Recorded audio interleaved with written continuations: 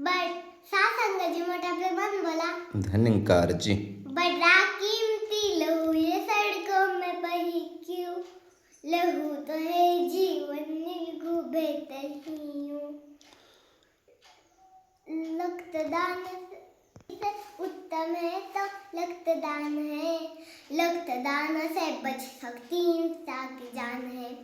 ना घबराए आगे आए और ये कलम कमाए, कले रक्तदान हम, कले रक्तदान हम।